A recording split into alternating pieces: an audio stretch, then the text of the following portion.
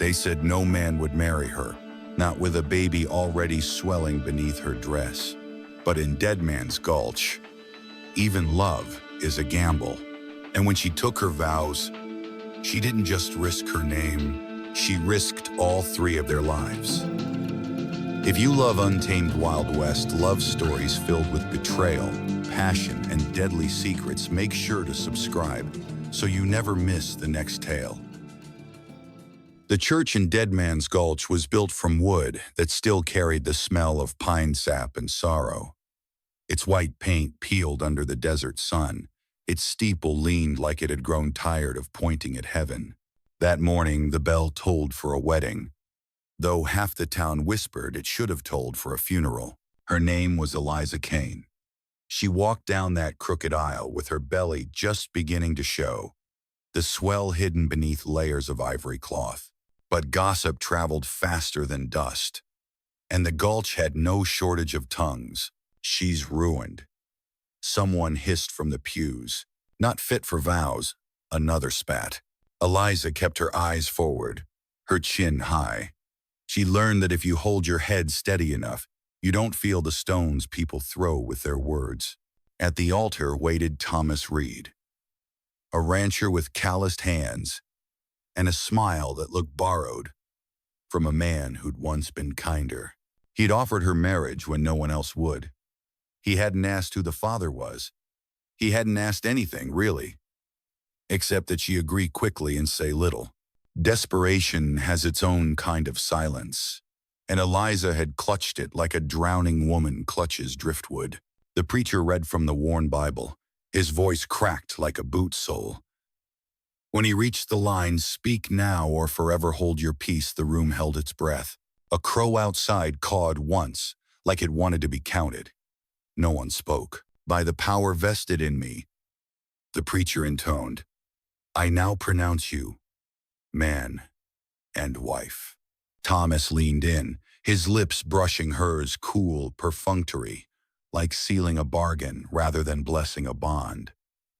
The bell tolled again, and outside, the town shuffled back to its dust and debts. At the small reception, Eliza sat stiff while women with sharp smiles pressed bread into her hands and men muttered about fools' wagers.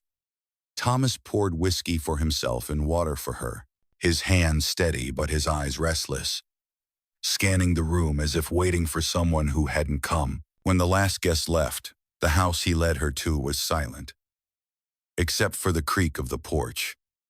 A wide ranch spread behind it, land parched but stubborn, like its owner. He showed her the rooms without speaking much. Kitchen, parlor, the bedroom where the quilt smelled faintly of cedar and loneliness. "You'll rest now," Thomas said, standing in the doorway like a guard. She placed a hand on her belly, protective, defiant. "This child will need more than rest." His gaze flicked there, quick and unreadable. "I'll see to it. You'll want for nothing except love," she said, softer than she meant. Something moved across his face, something almost like pain, then gone. He nodded once and left her in the room. That night, Eliza dreamed of Evan, the man she'd loved, the man whose child she carried. He'd promised her a cabin in the hills, a life where their love could outshout the Gulch's cruelty. But Evan had gone down in a gunfight 2 towns over, a stray bullet stealing more than breath. They'd buried him in a grave marked by nothing but a crooked stone. She woke with tears wetting her pillow and the sense that someone was watching. The window was open, curtains stirring. She rose, heart pounding, and saw a figure near the barn, a man standing still, too still, his hat pulled low. "Thomas?" she whispered into the dark. The figure didn't move. Then the lantern inside the barn flared to life, and she saw her husband step out carrying hay. The figure vanished like smoke. She pressed her hand to the glass, to her belly, to the truth beating beneath both. Something was wrong in Dead Man's Gulch. Morning came thin and yellow. dragging a wind that tasted of iron.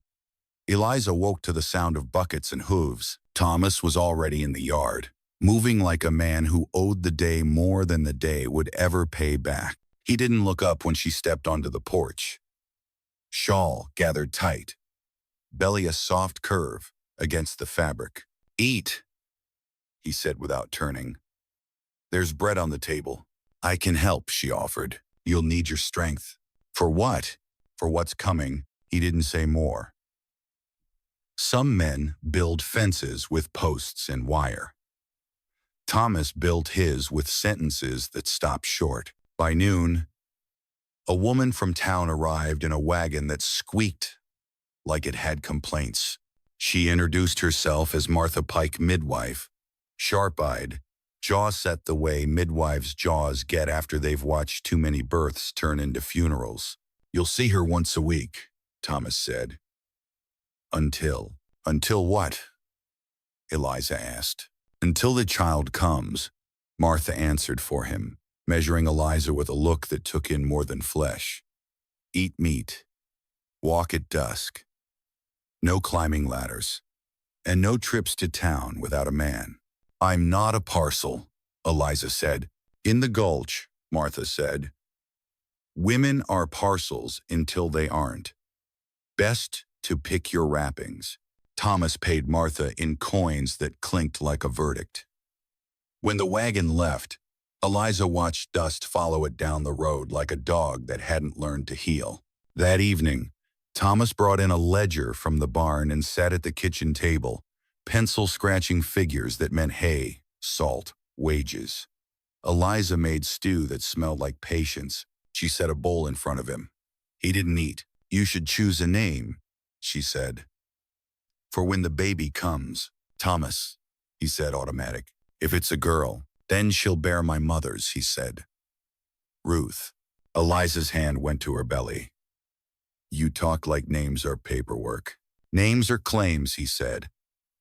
"A child belongs to the one who gives the name. Eliza belongs to no one," she said, surprising herself with the heat on the last word. He looked up then. For a moment, something gentle softened the corners of him. Then it hardened again. "You married me for shelter. I married you for order. Let's not lie to each other by calling it more. Order doesn't hold when the wind rises," she said. "The wind can be trained," he said, and went back to his figures. 2 days later, Eliza insisted on riding to town. Thomas argued, then relented, sending a ranch hand named Boone to trail her like a shadow with opinions. The gulch received her the way a dog receives a stranger sniffing for weakness, deciding where to bite. At the general store, Mrs. Avery sold Eliza flour at the same price she charged women she liked, which was small mercy, but mercy still. A pair of men at the pickle barrel stared long enough to make a cage of their eyes. Boone kept his mouth shut and his hand close to the rifle. Eliza stopped at the dressmakers for thread. The seamstress, a woman with fingers like birds and a tongue like a file, leaned in under the pretense of measuring. "You married him quick," she murmured. "Eliza didn't have the luxury of time," Eliza said. "Time's a liar anyway," the seamstress said. "Listen, girl. There's talk that water rights out by Willow Draw will pass to the first legal guardian of Evan Hart's heir. Some papers say guardian, not father. Do you take my meaning?" Eliza's breath stuttered. "Where did you hear that?" "In this town, who needs to hear? The air itself gossips," the seamstress said, "and clipped thread like a neck. Be careful which name goes on which line." On the ride home, Eliza kept one hand on her belly and the other on the saddle horn, as if she could steady the world with both. That night, when Thomas's breathing eased into the slow rhythm of a man pretending sleep, Eliza slipped from the bed. She took a lamp and ghosted down the hall, past the parlor with its tidy books no one read, out to the porch where the boards remembered every foot that had ever crossed them. The barn door complained when she pushed it open, then forgave her with a soft sigh. She'd grown up around animals. She knew how to walk quiet. Horses stamped and shifted. Hay whispered. In the tack room, she found rows of bridles, a neat rack of saddles, and a trunk with iron corners that squatted in the shadows like a secret with bad posture. The hasp wasn't locked. That kind of confidence only grows in men who don't think anyone near them has hands. Inside, a folded coat, dark and stiff at one shoulder where blood had dried and caked. Beneath it, a leather pouch that clinked like coins, and a small velvet bag that whispered when she lifted it. She opened the velvet bag. A locket tumbled into her palm, oval silver, scratched along one edge where a fall had kissed metal. She knew that scratch. Her fingers had traced it 100 times when it still hung around Evan Hart's throat. Eliza sat back hard on a wooden crate. The lamplight shook and threw her shadow up the wall, wide and trembling like wings that didn't remember how to fly. "How?" she whispered to the empty room. The barn answered with the sound of a horse's breath and the light scuff of a boot outside. She closed the trunk and killed the lamp. In the dark, her senses learned new work. She reached the barn door and peered out through a crack. A man stood at the fence line, not moving, not hiding either. The moon made his hat rim a thin blade. He looked toward the house, then toward the road, then back toward the barn like he'd counted the minutes since she'd walked in and didn't like the sum. "Eliza," a voice said softly from the yard, and for an instant her heart forgot how to beat, because the voice wore Evan's shape. But Evan was a grave with a crooked stone. The man at the fence took off his hat. It wasn't Evan. It was Jonah Hale, a ranch rider who drifted through campfires and card tables but never stayed long enough for promises to find him. "Jonah?" she said, stepping out before she could be wise. "Evening," he said. The word was polite and burdened. "Why are you here?" "Because I saw something the night Evan died," Jonah said. "And because you married a man who was there." Her mouth went dry. "Say it." "I ain't a brave man," Jonah said. "But I ain't a liar either." 2 towns over, at the dry wash, Evan wasn't killed in a crossfire gone wrong. He was marked. 3 men rode in. One gave the order. I didn't see faces clear, but I saw a coat with a tear at the right shoulder and a brand on the saddle R inside a circle, like the one on your barn door. Eliza swallowed hard enough to hurt. The coat in the trunk, the stiff blood at the shoulder, the saddle on Thomas's best horse with an iron circle R burned neat into the leather. "Why tell me now?" she asked. "Because men who give orders at night marry fast in the morning," Jonah said, shame fighting with honesty in his voice. "And because I kept my mouth shut too long." Before Eliza could answer, light flared in the house kitchen lamp, quick and upright. Thomas's shadow moved across the window. The door opened, and his silhouette filled it, long and certain. "Eliza," he called. "Come inside." Jonah stepped back into the dark like a man returning to a debt.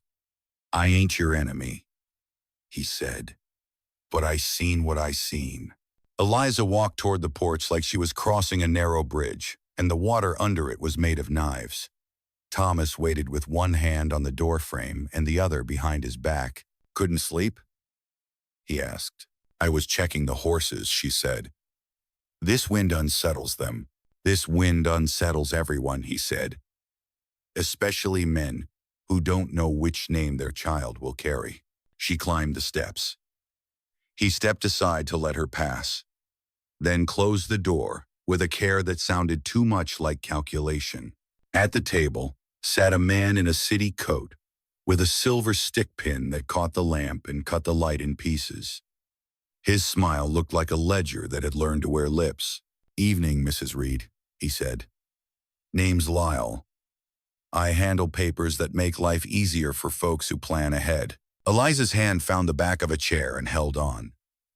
Thomas poured 3 drinks and didn't offer her one. "What papers?" she asked. The sort that ensure rights, Lyle said pleasantly. Water rights at Willow Draw, for instance. As I understand it, those rights pass to the legal guardian of Evan Hart's heir. The language is elegant. Guardian, not father. Savvy, isn't it? Thomas's jaw worked once. A muscle ticking like a telegraph waiting for bad news. Lyle lifted his glass in a toast no one joined. To families, he said, and to proper signatures made at proper times. Eliza stared at the amber in his glass and saw the shape of her child floating in it like a promise pinned to a hook. The wind leaned hard against the house. Somewhere outside, Jonah's horse stamped and blew. Lyle set his drink down with a neat click. We'll need the locket, he said conversationally. For proof. It belonged to Evan, I believe. Keeps the line tidy. Eliza felt cold climb her spine. The trunk, the velvet bag, the silver oval with a scratch where a fall had kissed metal. Thomas didn't look at her when he said, We'll have everything ready. The house held its breath. So did she. And the night, for the second time since she'd married Thomas Reed, felt exactly like standing at the edge of a table where men gamble with things they don't deserve to win. The locket weighed heavier in her pocket than any coin. Eliza kept her hand pressed against the skirt seam, as though touch alone could keep the secret from spilling. Thomas hadn't asked where she'd been the night before. Hadn't asked why her lamp smelled of smoke. Men who already know don't waste words. For 2 days, Lyle haunted the ranch like a crow that had learned to smile. He wrote in neat ledgers, asked questions with teeth hidden in sugar, and made remarks about water rights that tasted like rope. Thomas tolerated him, even deferred to him, the way a man does when he knows the gallows has his height measured. At supper, Lyle lifted his glass again. Guardianship is a fragile matter, he said. The gulch needs clarity. The law is clear. The guardian of Evan Hart's heir must prove blood, or possession, or both. Blood is messy. Possession is cleaner. A locket will do. Eliza's spoon clattered against the bowl. Thomas's eyes flicked to her, then back to Lyle. I'll bring it to you, Thomas said evenly. When it's time. Eliza forced her voice calm. That locket belongs to my child. Not to papers. Not to men who never knew Evan. Lyle's smile didn't move. Everything belongs to paper, Mrs. Reed. Even children. Especially children. That night, Thomas shut the bedroom door, but didn't lock it. He sat on the edge of the bed, boots still on, face in shadow. Where is it? He asked. Eliza's hand pressed her belly. Safe. His jaw tightened. It needs to be more than safe. It needs to be useful. You mean profitable? I mean proof, he said. Without it, the draw goes to outsiders. With it, this ranch doubles, triples. A name feeds a child, Eliza, not love. Eliza carried Evan's child before you carried me to the altar, she said. Do you think paper erases that? Thomas turned toward her, and in the half-dark, she saw the flicker of something that wasn't greed. It was guilt, raw and jagged. Paper doesn't erase, he said quietly, but it buries. She lay awake long after his breathing slowed, hand on her belly, heart hammering. The baby shifted once, as if restless with the lies around it. The next evening, Jonah appeared again, slipping through the fence line with dust in his coat and fear in his eyes. Eliza met him by the well, lantern shielded. You were right, she whispered. Thomas has Evan's locket. Lyle knows it. Jonah spat into the dirt. Then it's worse than I feared. That locket don't just prove guardianship. It ties Thomas to Evan's killing. That scratch, Evan got it when he fell off his horse a year before. Only one way Thomas got it after the grave. Eliza felt the night press closer. Why tell me if it damns him? Because it damns you too if you stay, Jonah said. Lyle ain't here for fairness. He's here to squeeze. He'll own you, the child, the draw. Thomas is just the doorway. Eliza gripped the wellstone, cool and rough. What choice do I have? I married him. I wear his name. Jonah's voice dropped low. Then use his game. Gamble. The Gulch understands wagers better than vows. She wanted to laugh, but the sound stuck like a thorn. And if I lose, Jonah looked at her belly, then away. Then the Gulch gets fed again. The wind carried coyotes howling from the ridge. Eliza pressed the locket into Jonah's hand. Keep it. If they find it on me, they'll hang me with it. Jonah shook his head. It ain't mine to keep. It's not mine either, she said. It's his. Evan's. Guard it until I call. Jonah tucked it into his coat like a brand new scar. When she returned to the house, Thomas sat by the hearth, fire licking his face red. He studied her with the patience of a man waiting for dice to fall. Where did you go? He asked. To breathe, she said. He didn't argue. Didn't need to. His silence carried more threat than any words. The next day, Lyle summoned them both to the jailhouse. Papers spread across the desk like cards in a crooked game. The sheriff, too old and too tired to meddle, sat in the corner pretending his badge still meant something. Sign here, Lyle said, tapping the bottom line. And the draw is secured. All we need is the locket for proof. Without it, your claim is smoke. Thomas reached for the pen. Eliza's hand shot out, stopping his wrist. Not yet, she said. Lyle arched a brow. Mrs. Reed, this isn't a bargain, it's a theft. Call it what you like, Lyle said smoothly. But call it fast. Patience is a currency I don't carry. The sheriff stirred uneasily. Maybe give him a day. Lyle's smile cut him off. Law bends where paper says. Outside, thunder growled over the hills, though the sky was dry.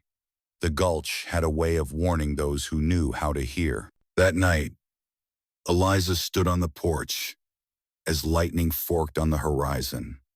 Dry storm with no rain. Thomas joined her, hands empty, shoulders heavy. You shouldn't have stopped me, he said. You shouldn't have raised your hand to sign away my child, she said. His jaw worked. You think I don't know what I did to Evan? You think it doesn't rot me every day? I killed him to win you, Eliza. And now I've got you. And it feels like standing in quicksand. Her breath caught. He'd said it plain. No rumor, no whisper. A confession laid bare, like a corpse in the Sunday. You married me for land, she said. I married you for penance, he said. But land keeps the penance fed. She turned away before he could see the tears burn. In the dark, the baby shifted again, restless as the truth. The following dawn, hoofbeats thundered from the ridge. Jonah rode hard into the yard, coat flapping, face pale. He dismounted before the horse stopped, locket in hand. They're coming, he gasped. Lyle's bringing men, 20, maybe more. They mean to take you, the child, and the draw by force. Eliza's heart slammed. How long? An hour? Maybe less. Thomas stepped out, revolver already strapped. Jaw set. Then we play the game their way. Midnight. Willow draw. One gamble. Winner takes all. Jonah's eyes widened. That's suicide. Thomas's mouth twisted. It's the Gulch. Eliza stood between them, hand on her belly. If it's a gamble, then I'm the stake, and I'll decide where I'm laid on the table.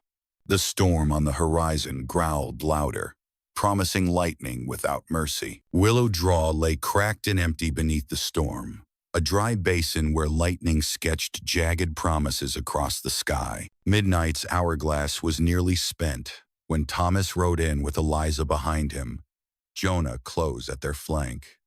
The air smelled of dust and judgment. Lyle was already there, flanked by men with rifles cradled casual, the way wolves cradle teeth. He tipped his hat as if greeting friends, not prey. Sheriff wouldn't sanction this, Jonah muttered. The sheriff sanctions nothing anymore, Lyle said lightly. Law's asleep. Papers awake. Eliza slid from the saddle, her belly leading, her hand steady on it like a banner she refused to drop. She faced Lyle square. You'll not take this child. Lyle's smile was made of silk and knives. Mrs. Reed, you mistake me. I don't want the child. I want what the child delivers. Land, water, wealth. The gulch runs on it. Your baby is a key, nothing more. And the locket? Thomas asked. Lyle's gaze flicked sharp. You have it? Jonah pulled it from his coat and let it dangle in the stormlight. The silver glinted, scratched, undeniable. Proof, Lyle said. Beautiful, isn't it? Paper loves proof. Lightning cracked. Thunder rolled. The men shifted like cattle before a stampede. Thomas stepped forward, hand on his gun. One wager. You against me. If I win, the draw stays mine. If you win, take it all. Lyle's laugh was soft, almost kind. Guns at midnight? Romantic, but unnecessary. I already own you with this paper. He waved the folded deed like a priest waving scripture. Eliza's voice cut through. Then bet against me. Every head turned. Even the storm seemed to hold. You? Lyle said. I'm the mother, Eliza said. I'm the stake. I'm the heir's guardian. If the gulch loves wagers, let it see mine. One throw, one card, one bullet, whatever game you name. If I lose, take the draw. Take me. If I win, you leave us free. The men murmured. Jonah's face went pale. Thomas's jaw clenched. Eliza, he began. She silenced him with a look. You gambled my life the night you killed Evan. Now I'll gamble it myself. Lyle's eyes gleamed like lanterns catching oil. Very well. Dice. Quick. Clean. Indisputable. He produced a pair from his pocket. Bone white. Edges smoothed by years of lies. He handed them to Eliza. Ladies first. She held them, cold in her palm, the way death feels cold even in summer. She thought of Evan's smile, of Thomas's confession, of her child restless inside her, waiting for a world to open or close. She cast them into the dirt. The dice rolled, clattered, stilled. Snake eyes. The smallest number, the most dangerous. Gasps rippled. Thomas swore low. Jonah whispered a prayer with no name. Lyle's smile widened. The draw is mine. But Eliza bent, lifted the dice, and showed her palm. Both dice bore a scratch. Small, identical, fresh. She held them to the lightning. Loaded, she said. The crowd stirred, anger flickering. Men don't like cheaters, even when they ride with them. Lyle's smile cracked. Careful, Mrs. Reed. Accusations are bullets. You'd best have powder behind them. Proof? She said, and drew the locket from Jonah's coat, holding it high. Evans. Marked, bloodied, stolen. You want proof? This ties Thomas Reed to Evans' death, and you, Lyle, to the theft of his heir. The storm chose then to split itself open, lightning blazing white across the basin. The men muttered louder now, shifting from Lyle's shadow to doubt. Thomas stepped forward, voice harsh. She's right. I killed Evan. I did it for her. and I've carried the rod every day since. But I won't let you use it to own her, or my child." Lyle drew his pistol, fast as greed. Thomas drew his slower but fired first, the bullet catching Lyle's shoulder, spinning him. Chaos bloomed like fire. Men shouted, rifles cracked, thunder answered. Jonah pulled Eliza behind a boulder, shielding her with his own back. "Stay low," he barked. Thomas fought like a man trying to bury his own ghost. Gun barking, each shot a confession. Lyle staggered, cursed, raised his weapon again. The basin roared with lead and lightning. When the smoke thinned, Thomas stood bleeding, chest dark, gun empty. Lyle was gone, dragged off by two men, vanishing into storm and night. Thomas dropped to his knees. Eliza ran to him, catching his weight. His blood was hot. Too hot. "Eliza," he rasped. "I thought if I buried Evan, I could bury what I was. I was wrong."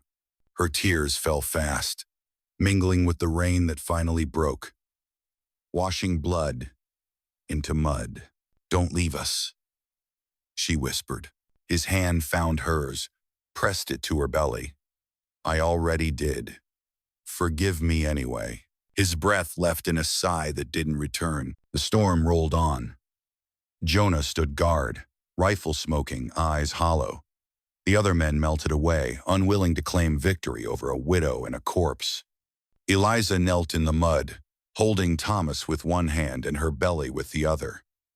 Her child shifted inside, alive, demanding a future that would not be bargained away. She lifted her face to the storm and swore aloud, "This child will not be a wager. Not in this town. Not in this life." The wind carried her vow across the draw, across the gulch, across the graves of men who thought love could be owned. And for the first time since she'd walked down that crooked church aisle, Eliza Kane felt something close to free. Thank you for listening to Western Romance Stories. If you enjoyed this tale of love and danger in the Wild West, give the video a like. Leave your thoughts in the comments. And don't forget to subscribe for more untamed stories. Until next time, may your odds hold and your heart stay brave.